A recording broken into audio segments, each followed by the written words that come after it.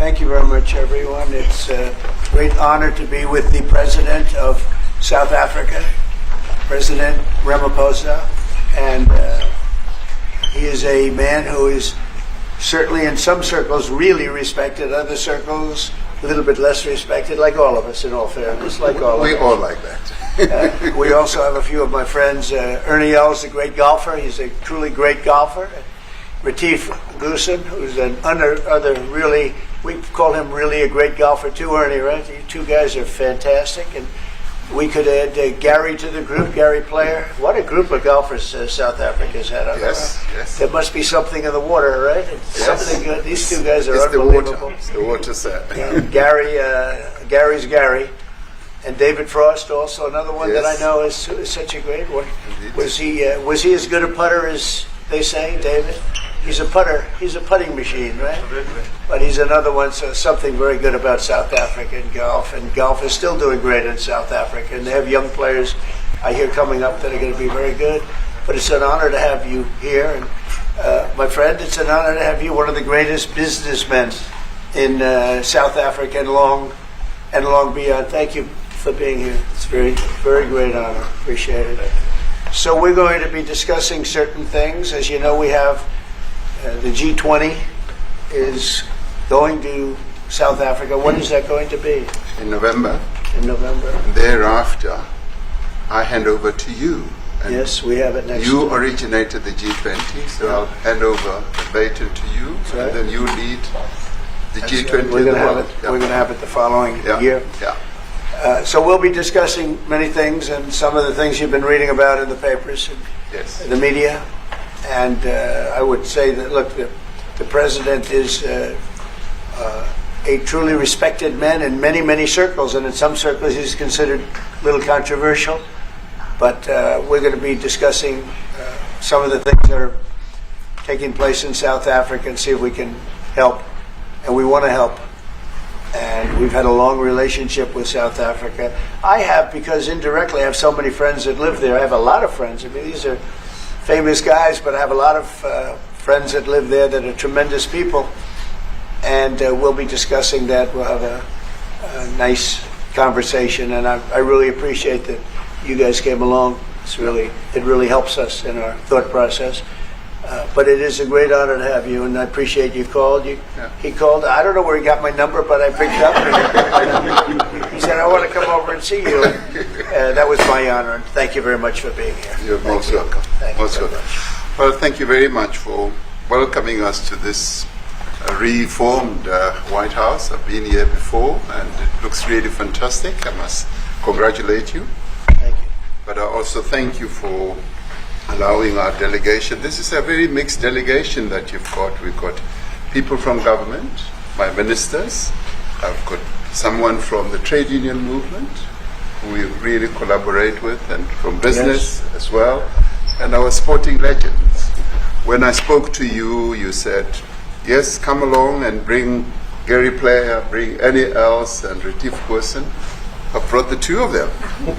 Gary Player, I spoke to him, and he said, look, I'm getting rather on in my years, but wishes us luck in this discussion with you. So it's a real joy. And I'd also like to thank you for allowing your people to start discussions with us at the trade level. I mean, we are essentially here to reset the relationship between the United States and South Africa. We are long-standing partners in many, many ways. We've collaborated in many fields, in space issues, in energy, and in trade, and we therefore need to reset that, particularly in the light of some of the announcements that you made on trade and investment. So we want to advance more trade between the two of us, two countries, and our people now have been empowered by yourself and by myself to start engaging, and we hope that we will be able to fuel that engagement during our talks. And we also want to discuss issues that have to do with how we promote further investments in both countries. We've got about 22 companies from South Africa that have invested in the US. That's creating a number of jobs. And similarly, you've got almost 600 companies that have invested in South Africa, and some of them have been in South Africa for more than 100 years. That's true. So our links are really long-lasting, and we would like to recalibrate those relations between our two countries and discuss a whole range of issues, geopolitical, the work that you're doing to bring peace around the world, in Ukraine and in the Middle East. So we value that, and we are also a great contributor to peace processes that are going on around the world. And of course, we want to discuss how we can support each other. You are a much bigger economy than we are. We are just a tiny economy, but we rely on each other on a number of issues. We've got critical minerals that you want to fuel the growth of your own economy and reindustrialize. So we have that on offer, including rare earth minerals. So all that combination of opportunity and the products that we buy from you, as well as what we sell to you, I believe makes up a really good and powerful relationship, which we need to strengthen, which we need to engender, and that is really what has brought us here. And we are really privileged to have, great South Africans in the mix. As you said, you'd like to see them as well. And I brought you a really fantastic golf book. Weighs 14 kilograms. Oh, that sounds good. And it showcases the golf courses in our country. Johan Rupert wrote preface, so did Annie else. And I want to showcase our golf courses. You might remember when I spoke to you and we spoke about golf, you said I should start practicing. And I've started practicing, President, so I'm ready. But let me end just the introductory remarks by thanking you. You may not recall that 5 years ago I spoke to you during the COVID period. Right. And it was at a time when the whole world was going through a really cathartic moment. Right. And we asked for assistance, and you were able to assist us with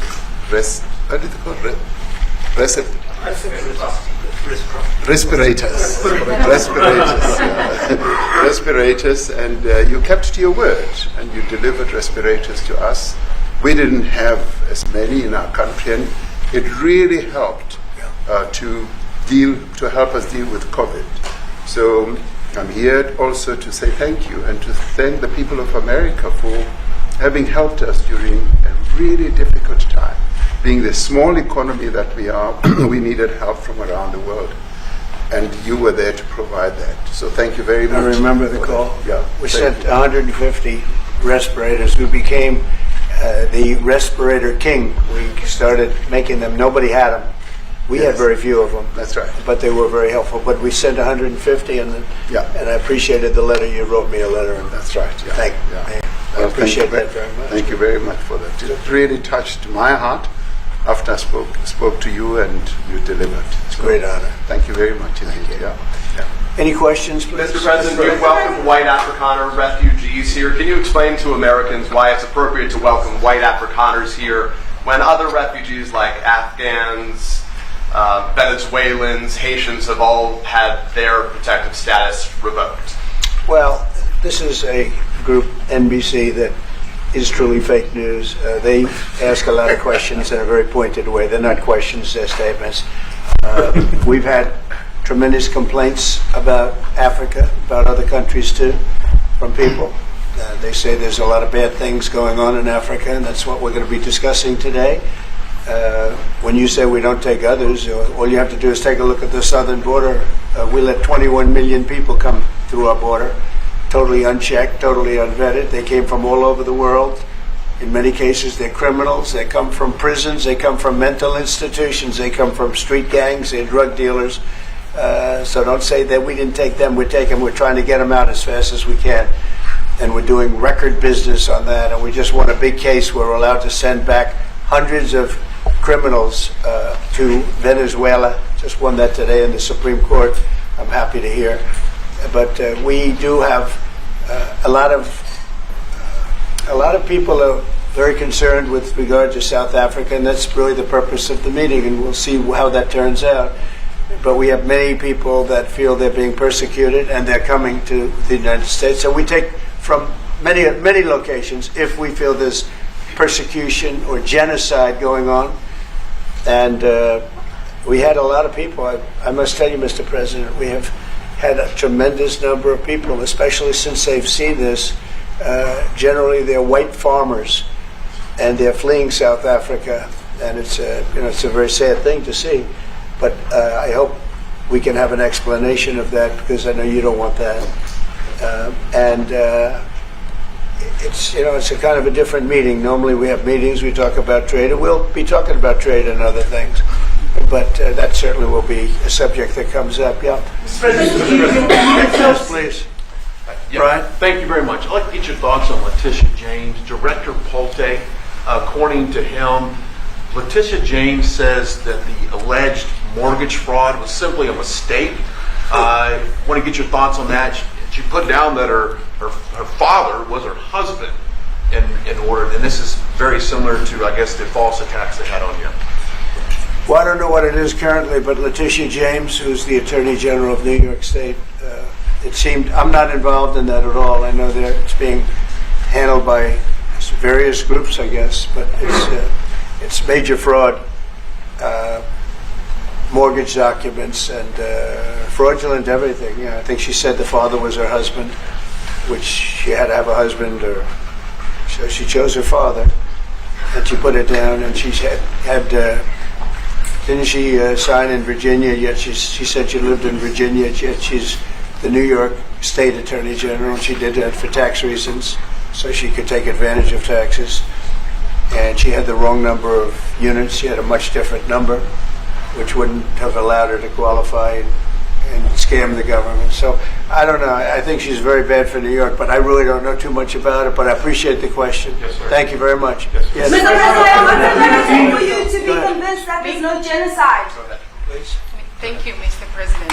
So May 25th will be the celebration of Africa Day, which pretty much a lot of celebration will be taking place around the world, including here in the United States. What is your message to the entire African continent, African people, in this important occasion? Well, I want to see peace, and I want to see happiness. I want to see health, and you have incredible land. There's tremendous value. A lot of countries don't have that value in the land, the value you have. We have a situation, I think you probably heard about it. We've done, through some very talented people, helped settle a war that's been raging for years, Rwanda and the Congo. And I think we've done it. Believe it or not, I think we've done it. And could you just say a few words about that, my friend?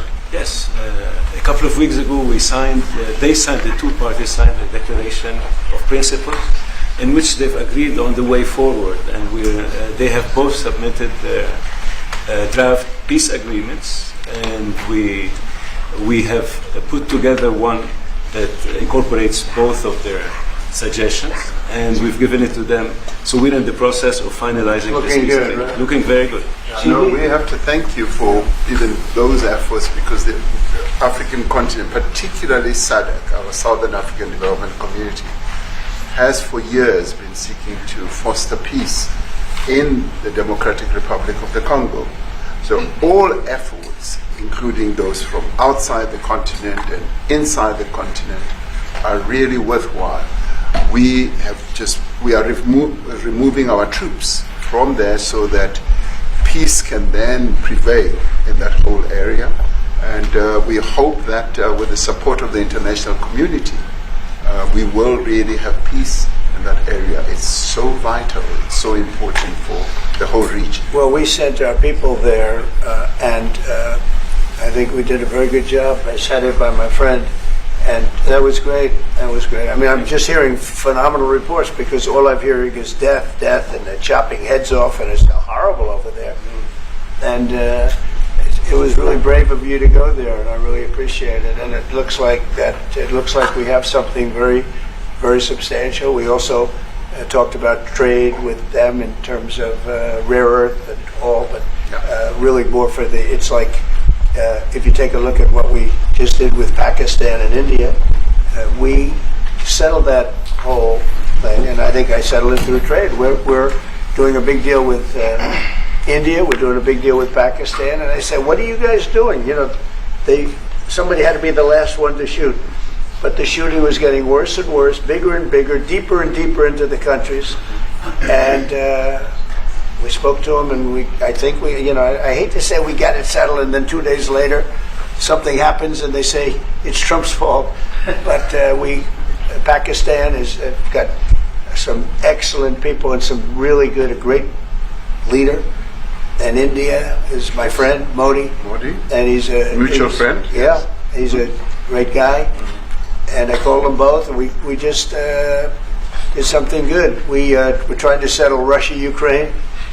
We spoke with President Putin for 2.5 hours the day before yesterday. I think we made a lot of progress, but that's a bloodbath. 5,000 people are being killed a week, 5,000 soldiers a week, not including people in cities and towns that are also being killed. So we're trying to help.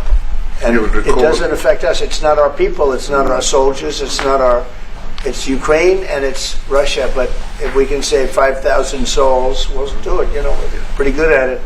But that's a bad situation. That is a really bad situation. Well, you'd recall when President Zelensky was coming to South Africa, that's when I spoke to you. That's right. We both agreed that we need to push the peace message so that there can really be peace. And we've been involved in the Ukraine-Russia conflict for quite a while through my Minister of State Security here. We've been dealing with them, the exchange of children who were taken away, going through names and addresses and all that. So we've been invested in that whole process as well. And the moves that you are making are fully supported by us because we would like to see the end of that war. It's true. I called Zelensky and they said, he's in South Africa. I said, what the hell is he doing in South Africa? He was talking to us. We got to speak. I said, that's a strange one. I said, what are you doing in South Africa? Yes. That's a strange one. He's trying to make peace. We're taking him. We were lucky because we had the great Nelson Mandela who taught us how to create peace, to make peace. So we were imparting some of those lessons to him, some of those learnings, and I specifically mentioned to him that this is how Nelson Mandela taught us that when you want to have a peace in a country, do it on an unconditional basis and sit down and talk. And that's precisely what I'm sure he's going to heed. Well, we're going to see what happens with that one. There's a lot of hatred. There's a lot of death. It's a bloodbath. It is. Unfortunately. I get the satellite pictures of that field, of that killing field. Mm-hmm. You never saw anything like it in your life. It's horrible. It's a horrible thing that goes on, but I think we've made big progress. South Africa. Yeah, please, go ahead. Thank you, Mr. President. Gaza No, not you. Right here. He's from South Africa. Go ahead, please. What are you expecting on the ICJ case? Are you expecting South Africa to drop that? Is that what you're trying to reason? On which case? The ICJ case against Israel, International Criminal Court.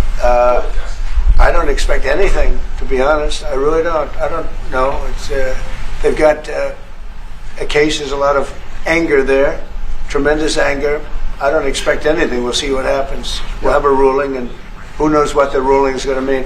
Yeah. On that subject of Gaza, Mr. President, are you going to be speaking to Prime Minister Netanyahu about Israel's renewed offensive there? There's been a lot of concern from European countries. The Pope has expressed concern.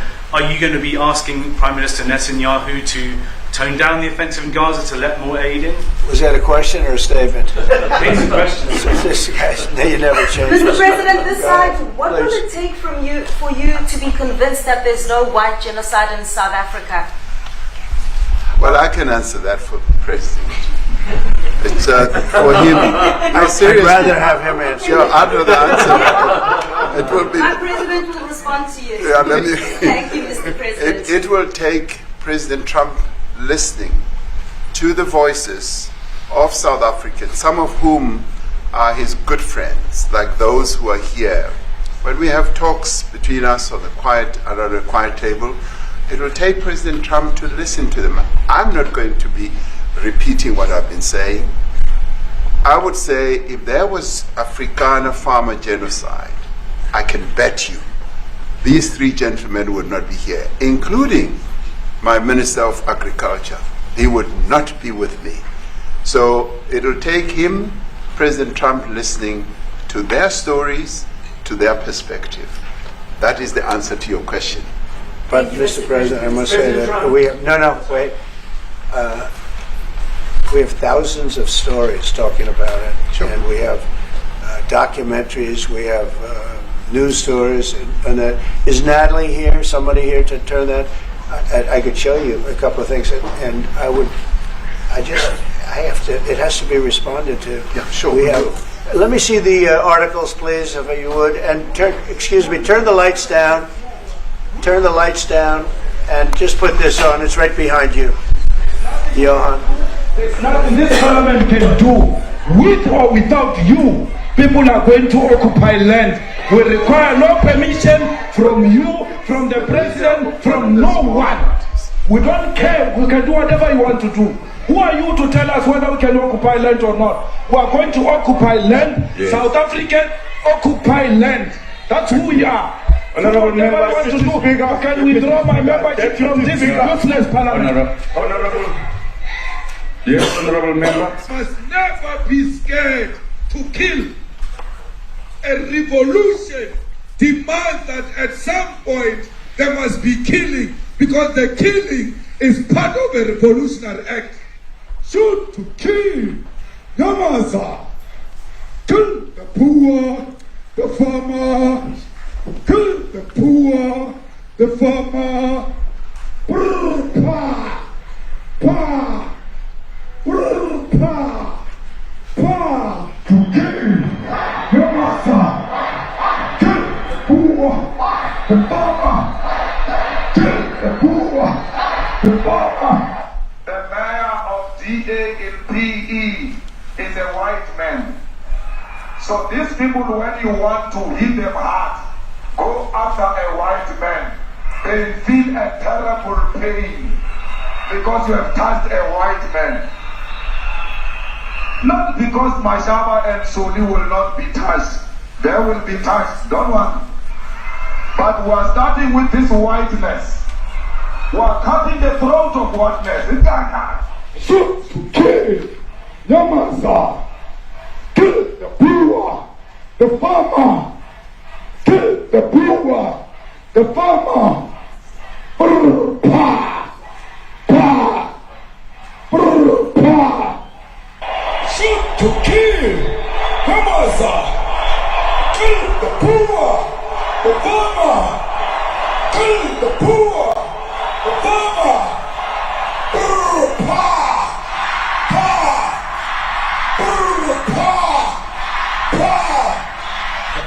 I don't know what's going to happen in the future.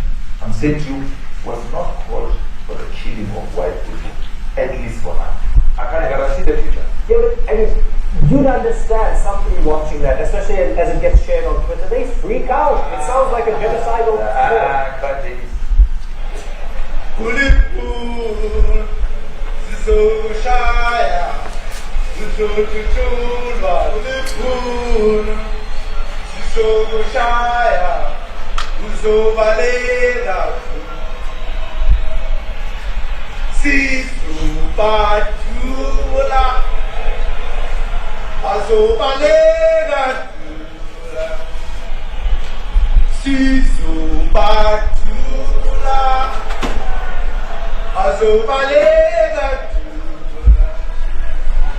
who will expropriate land without compensation, whether they like it or not. If they object, they can seek refuge in America. Now this is very bad. These are burial sites right here. Burial sites.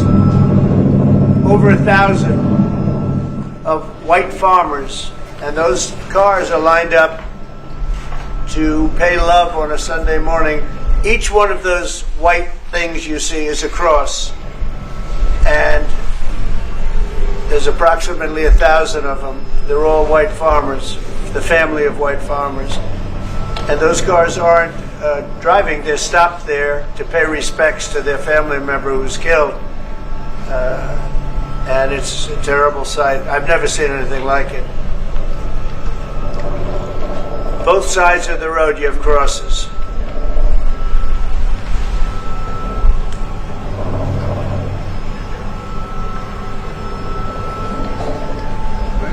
Those people were all killed. Have they told you where that is, Mr. President? No, I'd like to know where that is, because this I've never seen. I don't. Okay. I mean, it's in South Africa. That's We need to find out.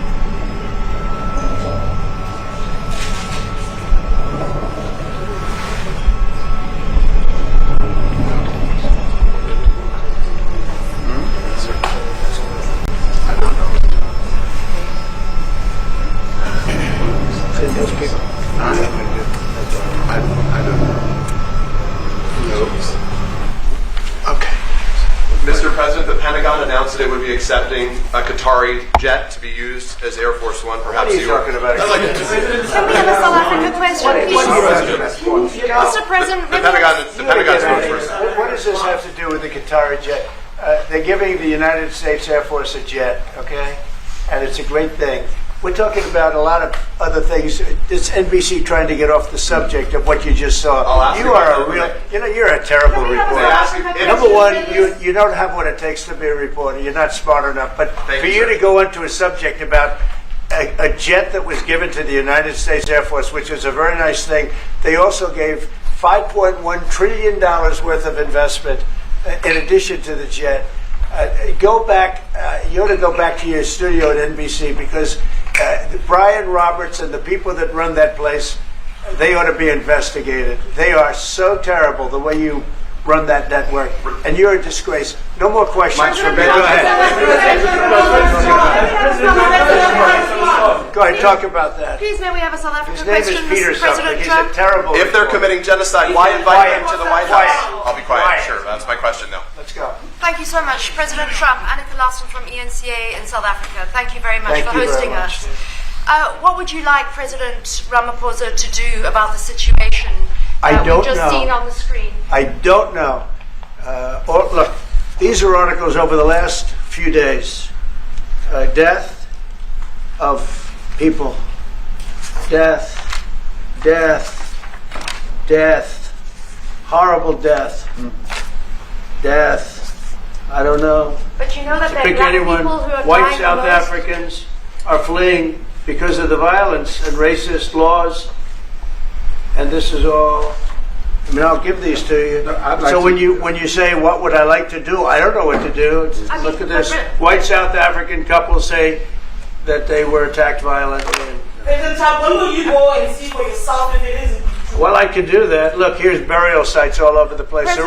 These are all white farmers that are being buried. President Trump. And he asks about a jet that was given. My first question You is ought to about be ashamed. We're not interested in the You are so bad. You're such a bad reporter. If they're committing genocide, why invite them? Sir, if they are committing genocide, why invite the South Africans to the White House? May I finish, please, President Trump? President Trump. This is one after another. This family was wiped out.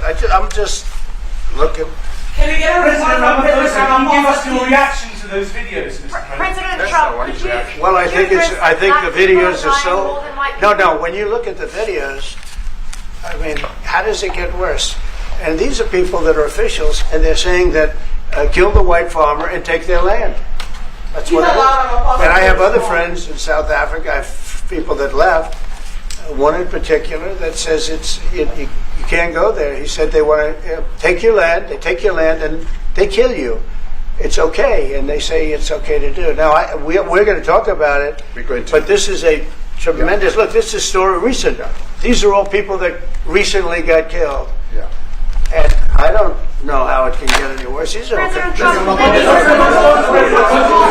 And you know, the men that you saw, the people that you saw in that movie, those are officials. Those are people that were in office. They had one march. They had a dance in your parliament, whatever you may call it, legislature. But let me clarify that. Yeah, let me clarify that, because what you saw, the speeches that were being made, one, that is not government policy. We have a multi-party democracy in South Africa that allows people to express themselves, political parties to adhere to various policies, and in many cases, or in some cases, those policies do not go along with government policy. Our government policy is completely against what he was saying, even in the parliament. And they're a small minority party, which is allowed to exist in terms of our constitution. But you do allow them to take land.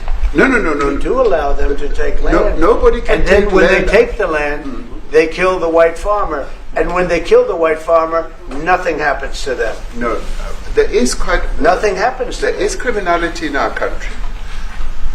People who do get killed, unfortunately, through criminal activity, are not only white people. Majority of them are black people.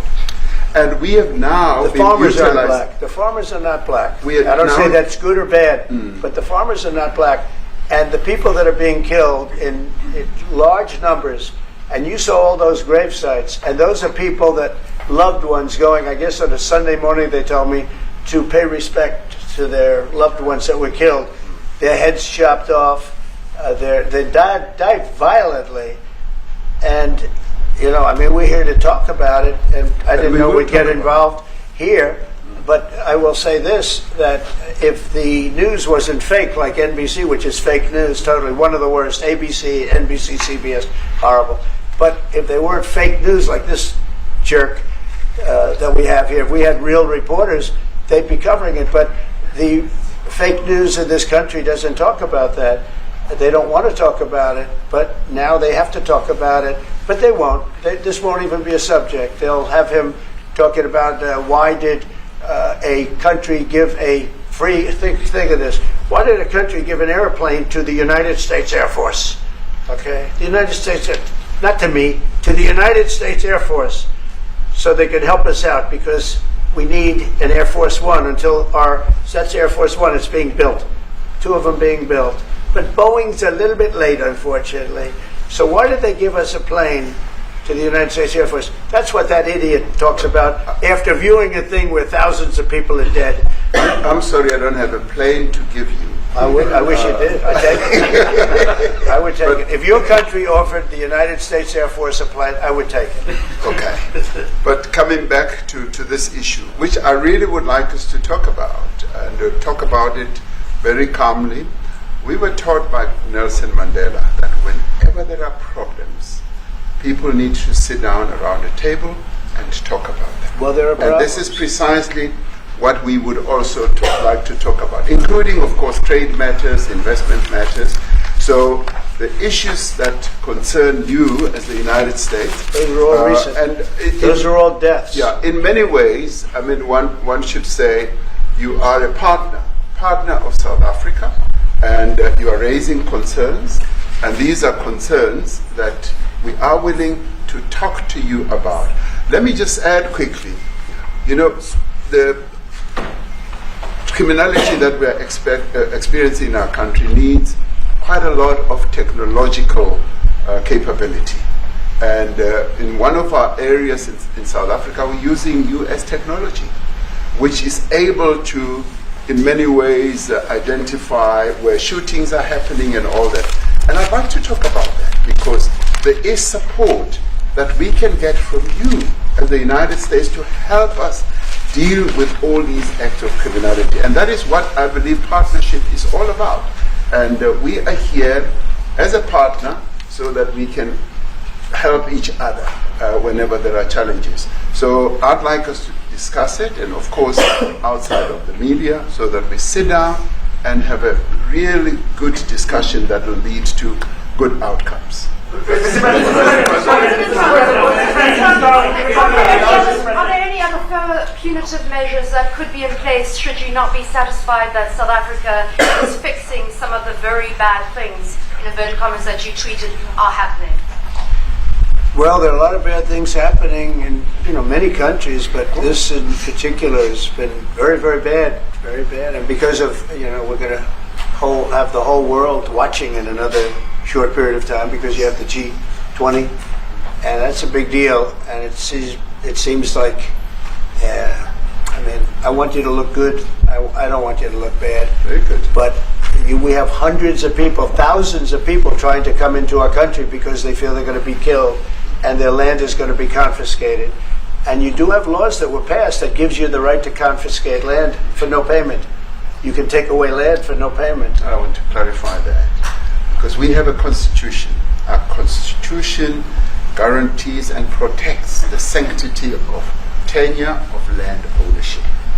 And that constitution protects all South Africans with regards to land ownership. However, we do say, because we've got to deal with the past, the government, and as your government also has the right to expropriate land for public use. And you're doing that. And we've never really gotten underway with that. And we are going to be doing you're so. You're taking people's land away we have not. from them. We have, and those people in many cases are being executed. They're being executed. And they happen to be white, and most of them happen to be farmers. Mm-hmm. And that's a tough situation. I don't know how you explain that. How do you explain that? They're taking people's land away, and in many cases those people are being executed, and in many cases it's not the government that's doing it, it's people that kill them and then take their land, and nothing happens to them.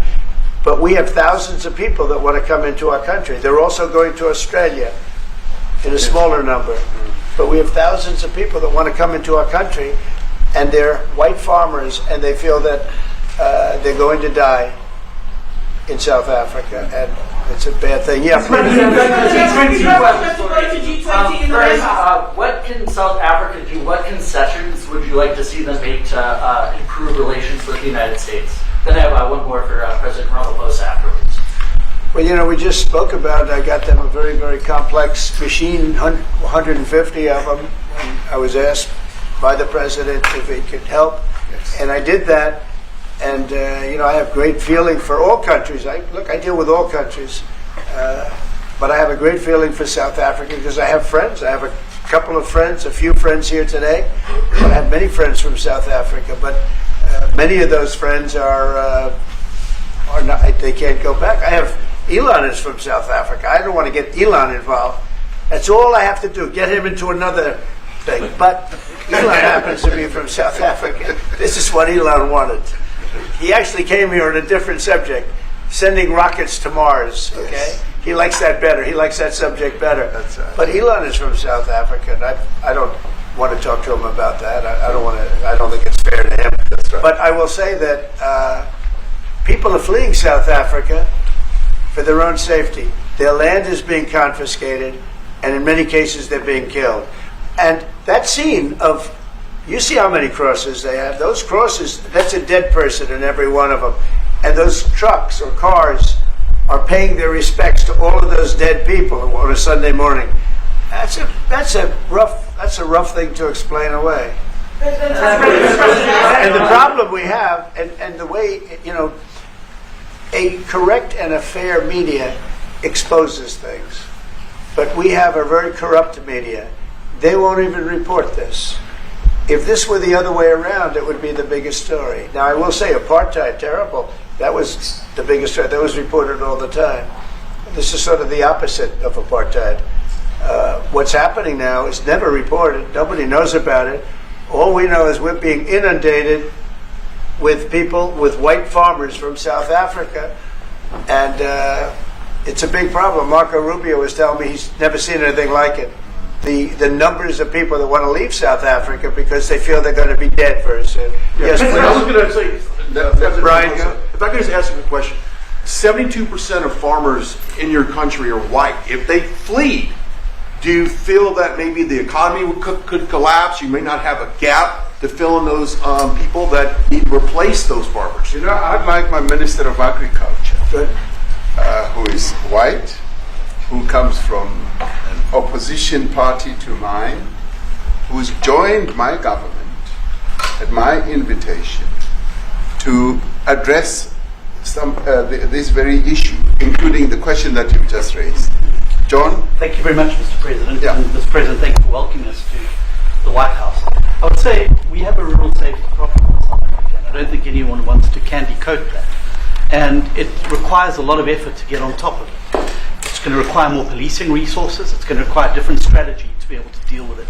But certainly the majority of South Africa's commercial and smallholder farmers really do want to stay in South Africa and make it work. And I've just come from the largest agricultural show in the Southern Hemisphere with organized agriculture and farmers, and the majority of them want to stay. But they too there have a memorial to those who've died as a result of farm attacks. And as the Minister of Agriculture, it is something that I'm particularly exercised with my colleagues at police and my colleagues in the justice cluster to start making farm attacks and stock theft a priority crime. And it affects all farmers in South Africa, particularly stock theft. It has a disproportionate effect on smallholder black farmers. I also want to just say this, that the two individuals that are in that video that you've seen are both leaders of opposition minority parties in South Africa. Mkhonto Wesizwe under Mr. Zuma and the economic freedom fighters under Mr. Malema. Now the reason that my party, the Democratic Alliance, which has been an opposition party for over 30 years, chose to join hands with Mr. Ramaphosa's party was precisely to keep those people out of power. We cannot have those people sitting in the union buildings making decisions. And that is why after 30 years of us exchanging barbs across the floor in Parliament and trying to get one over on each other, we've decided to join hands precisely to keep that lot out of government. Because the day they get in to the doors of the union buildings in South Africa or control of our parliament, that's what you're going to see. And that is why this government, working together, needs the support of our allies around the world so that we can strengthen our hand, grow our economy, and shut the door forever on that rabble getting through the doors of the union buildings, because then South Africa's future would be... So you denounced that type of language in the video that you saw? Oh yes, we've always done so. As government, as my own party, we are completely opposed to that.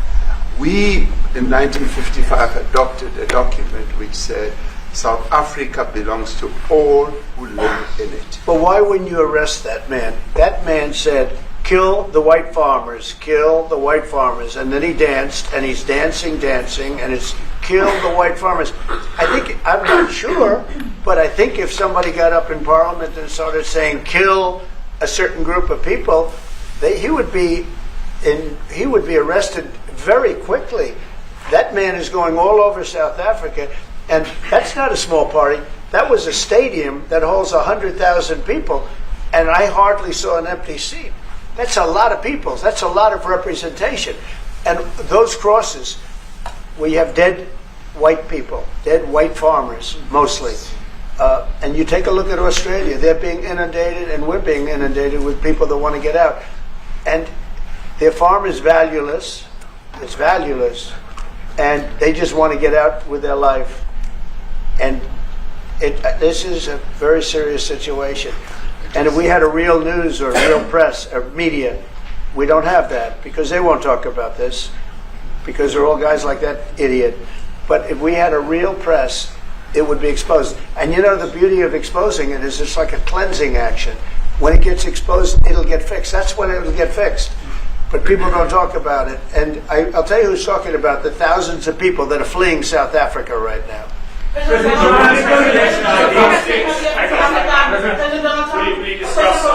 discussed USAID and the devastating impact the cuts are having across the African continent. Yeah, well, it's devastating, and hopefully a lot of people are going to start spending a lot of money. And I've talked to other nations. We want them to chip in and spend money too. And we've spent a lot. And it's a tremendous problem going on in many countries. A lot of problems going on. The United States always gets the request for money. Nobody else helps, as you know. Europe doesn't help. Europe hasn't given anything. All they do is sue our companies. You know, they sue Apple, and they sue all of our companies. Apple had to pay $17 billion on a nonsense lawsuit. Very unfair. But we're going to always be there to help. It's showing Human Rights for South African Broadcasting, if this Afrikaner resettlement issue is resolved, you're going to go into a room after this, you guys are going to talk. If it is resolved, what is the potential for the future-looking relationship? It's fantastic. It's got to be resolved. It should be resolved. It's a little bit bad when you see a stadium with 100,000 people in it, because that means it's more than just a little movement. It's a pretty big movement in South Africa. So it has to be resolved. It'll be the end of the country if it's not resolved. But is there potential for the relationship moving forward? I hope so. That's why I'm here. I mean, I'm not here for my health. I'm here to see if we can do something. No, I'd like to see. I have friends. I can tell you, Ernie Els and Retief Goosen, they feel so strongly they wanted to be here on behalf of South Africa, not on behalf of me. Yes. And, they said, can we be here for this? Because they love the country. Ernie, do you guys want to say a couple of words or anything? I hate to put you in this. This is tougher than sinking a 3-footer. Which they have, and they've sank many 3-footers.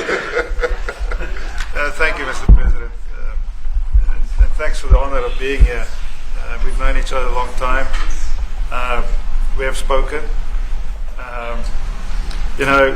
We're proud South Africans. I still have my South African passport.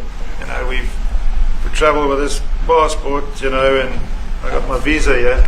So, but we want to see things get better in our home country. And that's the bottom line.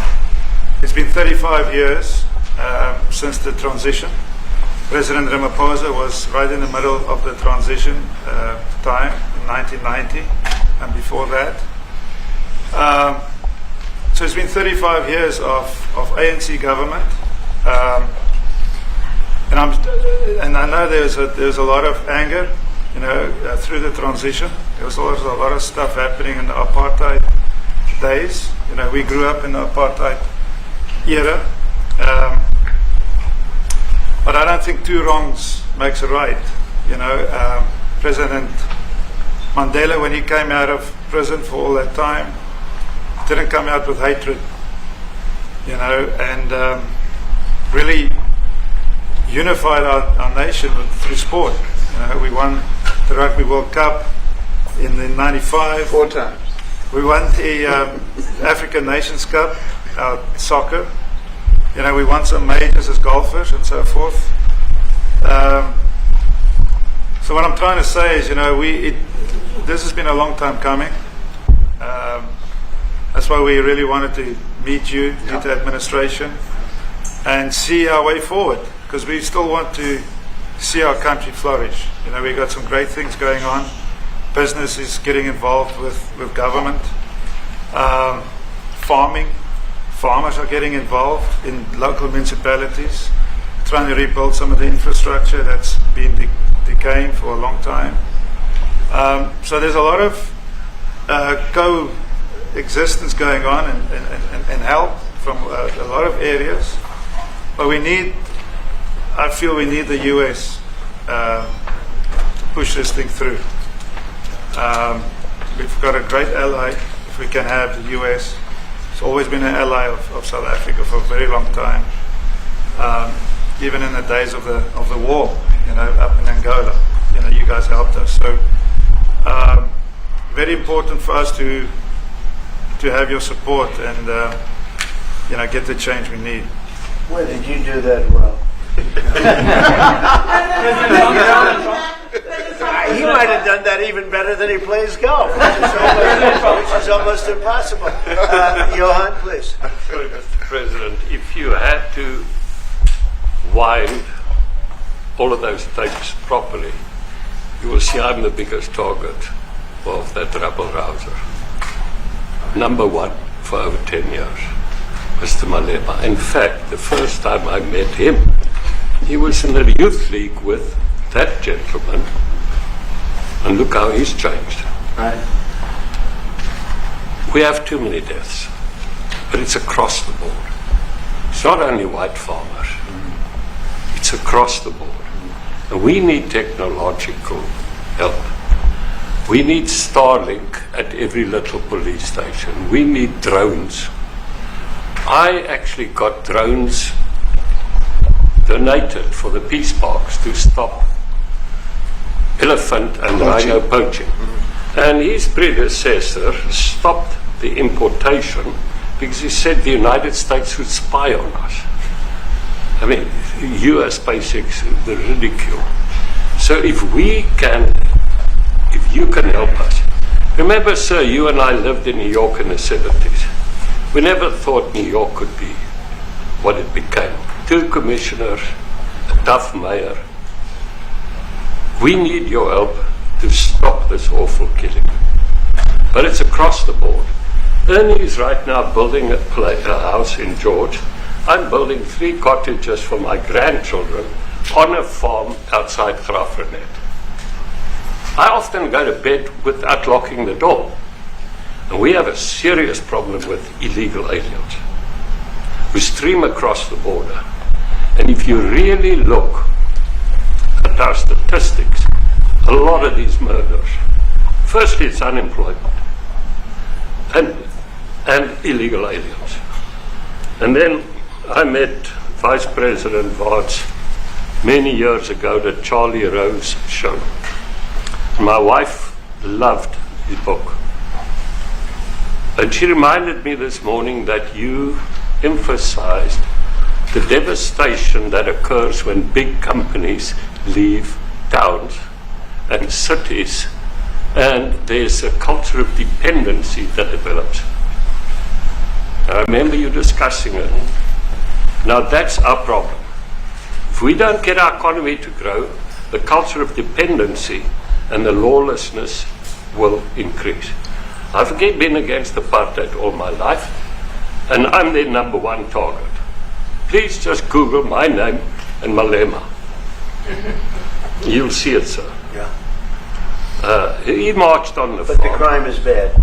The crime is terrible, sir, but Mr. Steenhuisen won't admit to it, but he runs the Western Cape where I live. And the biggest murder rate is in the Cape Flats. Gangs. We've got gang warfare. Like your M33 or whatever, these guys. We've got the equivalents there. But we need your help, sir. And we need Elon technology. Well, one of the real areas of support is really in investments. We've got to grow our economy, because through growing the economy, we're then able to create more jobs. Because crime really thrives where there is inequality and unemployment. And that is one of the reasons that has brought us here, to improve our investment relations, our trade relations, so that we can preserve the number of jobs that your companies have created in South Africa. By virtue of what we export to you, we are able to create up to 500,000 jobs in the auto industry, in the agricultural industry, and a number of other industries, mining, where we export things to you. And we also know that as South African companies invest here, you are also able to create jobs. So it's a mutually beneficial relationship. So our main real reason for being here is to foster trade and investment, so that we are able to grow our economy with your support, and so that we are also able to address all these societal problems, because criminality thrives when people are unemployed, when they have no other hope to eke out a living. So that is what we need to resolve, and your support, your partnership with us is what is really going to give us a strong capability to move forward. Excuse me, do you have anything to say? I mean, I don't want to leave you out. You know, the guy won 3 or 4 majors. 3 or 4? No, only 2. 2. That's a lot. By the way, 2's a lot. A lot of tournaments you won too. You have anything to say? Yeah, thank you, Mr. President. President Ramaphosa. I grew up in an area in South Africa that is a farmland area, Polokwane. Yeah. And there is some issues up there. Obviously, my dad was a property developer as well as a part-time farmer. And yeah, some of these buddy farmers got killed. The farm is still going. My brothers run it. But it's a constant battle with farms they're trying to burn the farms down to chase you away. So it is a concern to try and make a living as a farmer. And at the end, without farmers, there's no food on the plate. So we need the farmers And to your brother produce loves the food. farming, right? He wouldn't do it. He wouldn't even want to do what you're doing, right? They love farming. They don't want to leave. But it's a struggle. Yeah, and food and fresh water is the most important thing in life. Without those two things, we can't survive. How is the water there? The water is great. Obviously, all the water comes out of the borehole, out of ground for us down there. But yeah, it is a battle to get the water out sometimes when all the equipment gets stolen all the time that you're trying to get the So water does out. your family and your brother, do they feel safe on the farm? They live behind electric fences, try and be at night safe. But it is constant whenever you leave that something could happen. And there's nowhere to live. Both of them has been attacked in their houses. My mom's been attacked in the house when she was 80. So it is difficult. But the guys live a great life despite everything going on. Something. President Trump, I brought along the president of the largest trade union in our country, Ziggy Solosi, because she leads many, many workers, more than 1 million, 2 million workers. And maybe we should give her a chance to say something, because she's come all the way to join us. Thank you very much, Mr. President Trump, Thank you. for having us, and President for extending the invitation to us as organized labor. And I must say that we are here to support the initiative that has been made by our government with business, of course, as organized labor. We've been coming to Washington on the AGOA trade relations in the previous regime, and I think at the center of it all, for me, it is exactly what Mr. Rupert has said, the importance of us growing the economy. We have always emphasized when we were here and kept on coming and negotiating on AGOA that the 600 US companies that are based in South Africa, as you said, President Ramaphosa, 500,000 jobs will be wiped out. We need more foreign direct investment in our country. We are not just talking about those that will lose employment, but we are talking about over 40% of people that are unemployed, that have no hope of ever finding a job. And we think that, correctly, as they have said, that we need to deal with the issue of porous borders in our country, so that everyone that comes in is documented. We also need to, and I would have thought that the minister would address the issue of land expropriation and how the policy works in South Africa. Recently, President, as you were preparing to come here on the news, in, I think it was in Natal, there was a handover of farms, and white farmers were saying, we are donating the land, but also there is a willing buyer, willing seller in South Africa. So there is no expropriation without compensation, but it is a willing buyer, willing seller. And that white farmer was even saying, President, that the government is even paying more in buying the land than what the land is worth of. And I think those are the realities, President, that we must say that we need to address, of course, but also the importance of agriculture linked to AGOA. People rely on it, and I think, as Retief have said, for survival and living. But lastly, for me, President, is also the issue of the crime statistics. There is no doubt about it that we are a violent nation, for a number of reasons, and we're not condoning anything. But also, if you go into the rural areas where black majority are, you would see women, elderly, being raped, being killed, being murdered. And these are black elderly women that would be found throat slits, raped multiple times, and all of that. And the problem in South Africa, it is not necessarily about race, but it is about crime. And we think that we are here to say, how do we, both nations, work together to reset, to really talk about investment, but also help us in how we can have the technology and everything that is needed, President, to really address the levels of crime that we have in our country. Thank you very much. Thank you. Genocide is a very strong word. I'm wondering if you've made up your mind as to whether you believe genocide is occurring in South Africa, or you still have doubts. And if you have made up your mind, why invite President Ramaphosa here today for this conversation? Well, I haven't made up my mind. I hate to see it from the standpoint of South Africa, but also, I'm trying to save lives. I'm working with Russia and Ukraine. I don't have to do that. It's not our war. It was started by other people. It was helped along by our past administration, and it would have never happened if I were president. But I'm trying to save lives, no matter where. Rwanda, I have nothing to do with Rwanda and the Congo, but I felt I had a very talented person in this administration, and I sent him there, and he did an unbelievable job, I think. I mean, we're going to find out, but he's done the hardest part of the job. It should happen. If I can save lives, I want to save the lives. If it's in Africa, that's great. If it's in Europe, if it's wherever it may be. And it's a very small investment to do, believe me, compared to what the consequences are. So I hope we can do something. Look, I have so many friends. These two men, I have great admiration for them because I know what they do for a living. And that's a very hard living. Going from city to city, from country to country, and hitting a ball 350 yards like they do, and better than you and I. Getting the ball in the hole. It's a very tough, with lots of people watching. Right? Yes, that's a very tough living.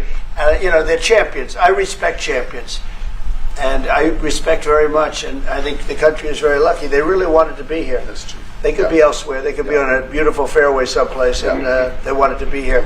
So,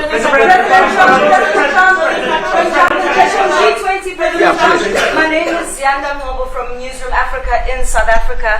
How important is it for the United States to be at our G20 summit in November, given the relationship between our two countries? You've just heard what has been said to you just now. Are you coming, and are you preparing to come? So without the United States, the G20, just like the G7, used to be the G8, but brilliantly they threw Russia out. Would have been a lot better if Russia was in. A lot of people would say, oh, that's not it. Because if Russia was in, you probably wouldn't have this war. And if you had a different president, you wouldn't have the war either. But we have a G7. It's important that the United States is in both of them. I think without the United States, I really believe it's not very important. It's not the same meaning. As I said to President Trump, the U.S. really originated the G20. And it's important that the United States continues to play a key role in the G20. And we are privileged to be the president of the G20. But we are even overjoyed that we are going to hand over to the United States, who are the originators. And for that reason, I expect the United States to continue playing the leadership role in the G20 together with other countries. And I've said when I initially spoke to President Trump on the phone, I want him to come to South Africa for a state visit, and I also want him to come and participate in the G20. And I want to gladly hand over to President Trump to take the leadership of the G20 forward in November. Thank you very much. Thank you very much.